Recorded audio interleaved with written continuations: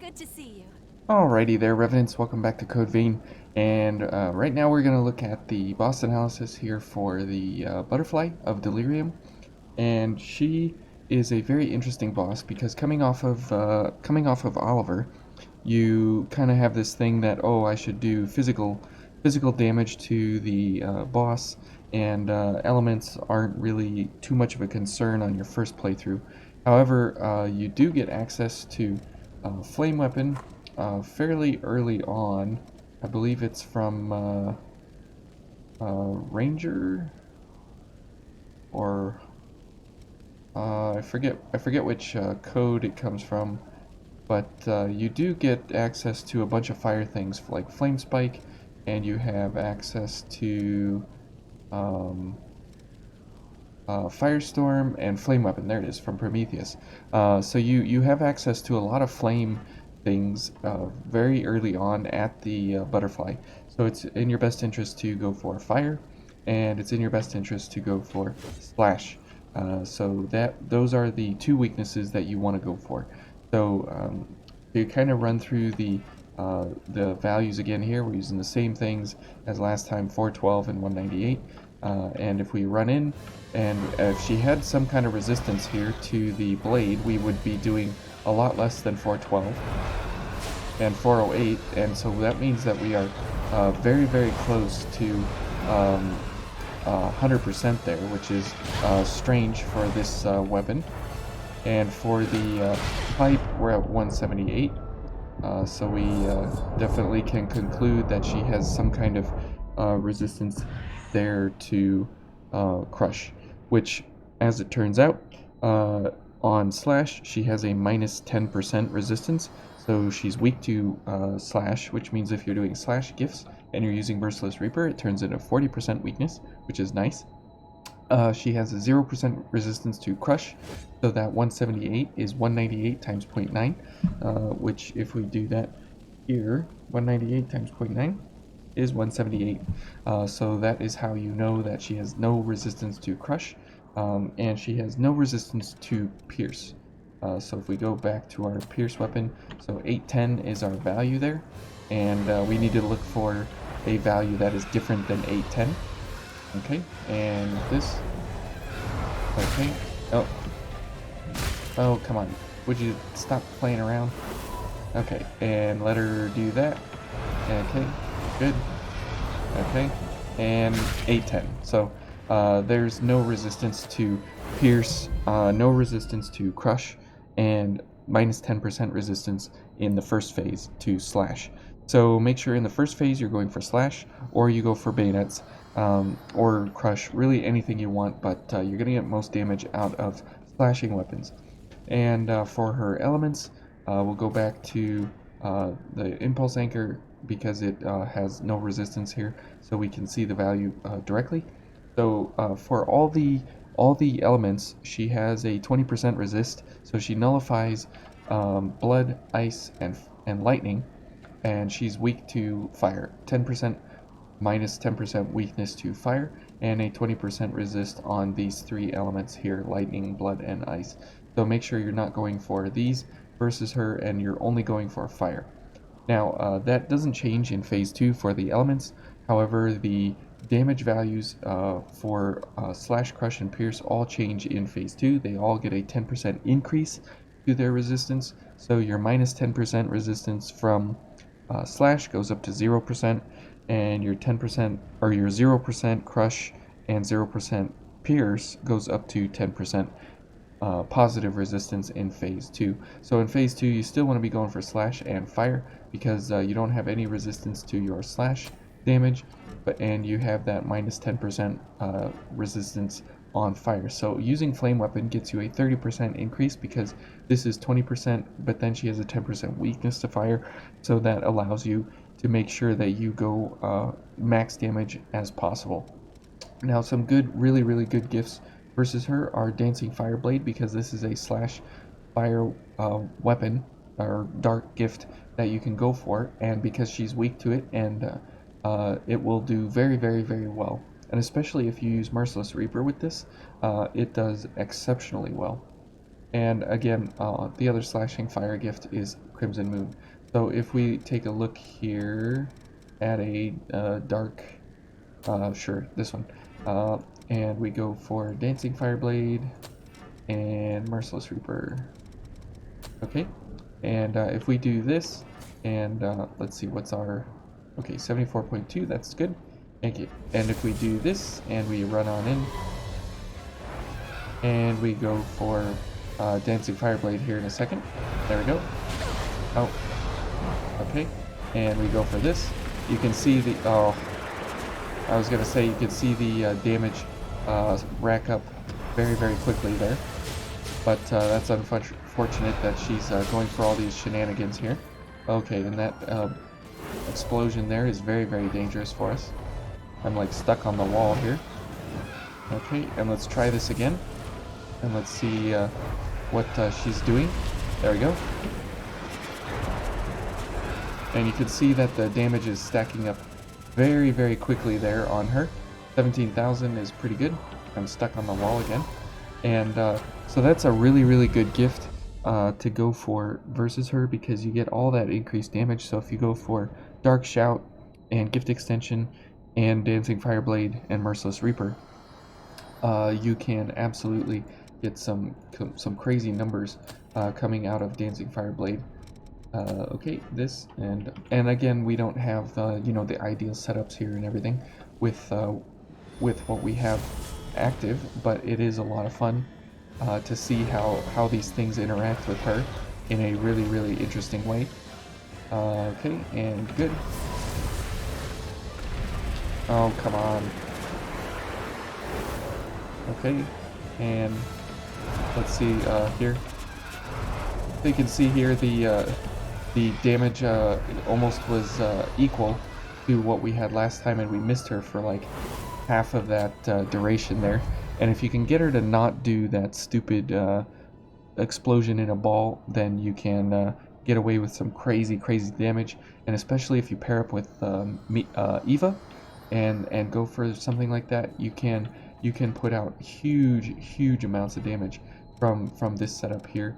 And if you go for, you know, Swift Destruction and, you know, dark values and, you know, get a real code that you're going with here, you can put out some crazy numbers.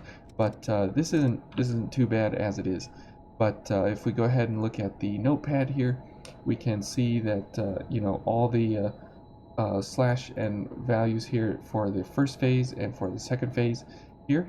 For her status effects, she's only effective against slow, so you don't want to be doing anything other than slow. She's immune to the other 3 status effects, so you can't do anything there.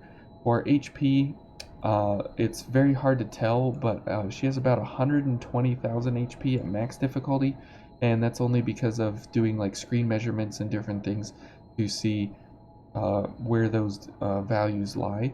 And also on min difficulty at 0 star on your first run, she has around 21,600 HP, and this is from my drain attack calculations when we were doing the level 1 drain attacks to see if we could get a one-shot on her, but doing 20,000 HP just wasn't enough to kill her, and I needed just a little bit more, and it turned out to be around 21,600. So it's a little bit of guessing here in the HP values, but that's as close as I could get without using the poison trick to get an exact perfect value.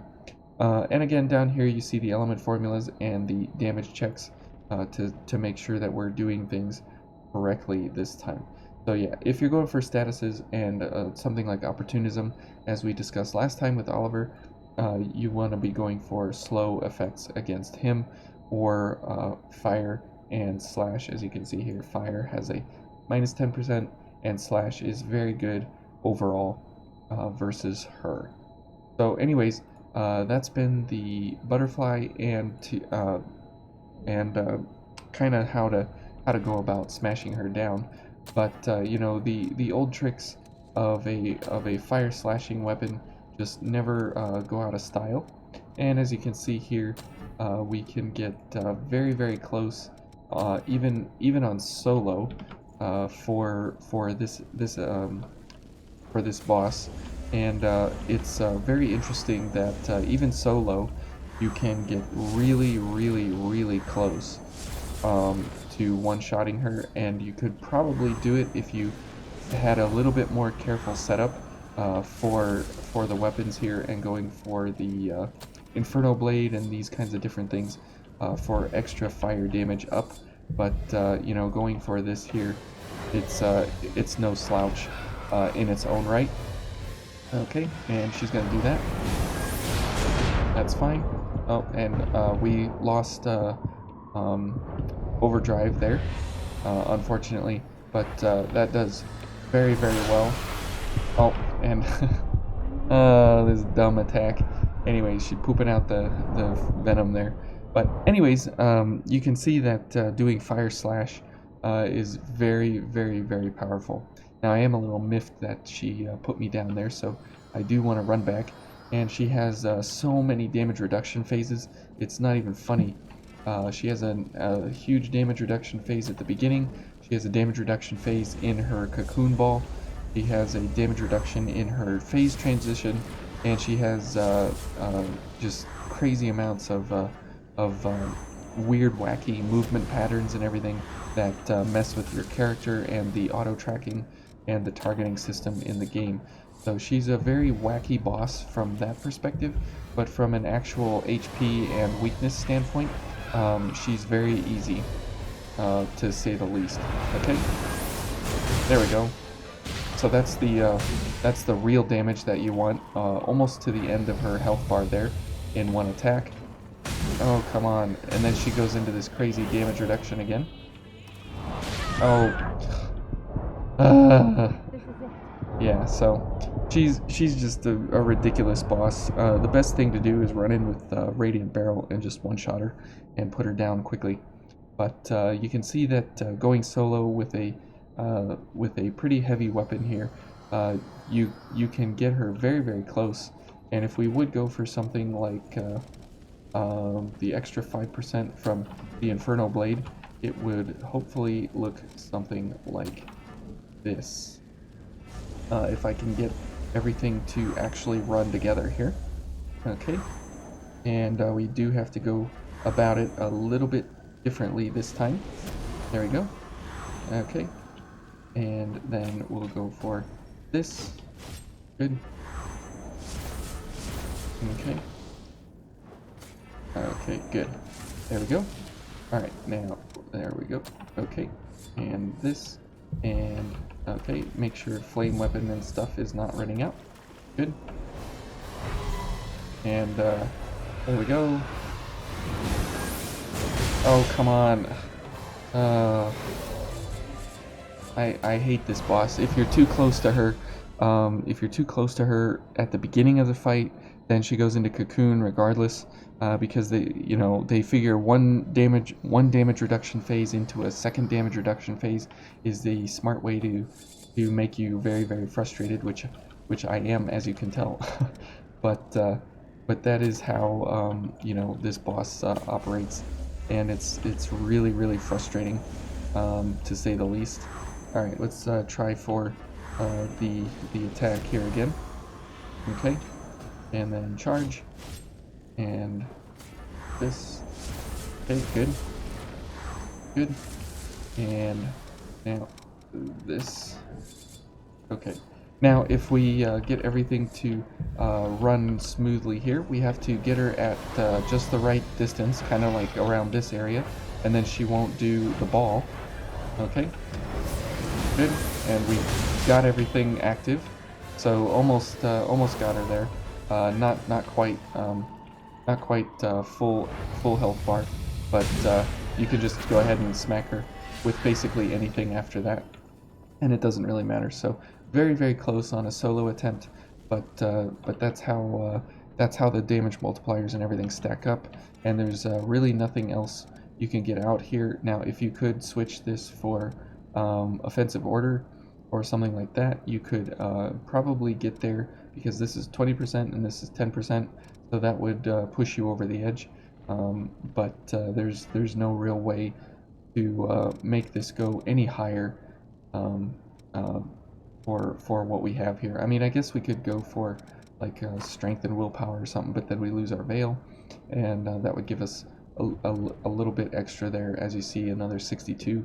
But then we would lose a whole bunch from Bridge to Glory, because then we'd have to go with the Noble Silver. Yeah, it's definitely an intriguing boss fight, but because of all her shenanigans that she's got going on. But it's nothing too complicated or overwhelming, but definitely confusing to go against her with all the damage reduction phases that she can stack on herself. So, anyways, that's been me and the Butterfly of Delirium, and kind of running some of her offenses, defenses, and the like. So, anyways, thank you all for watching, and we'll see you in the next one.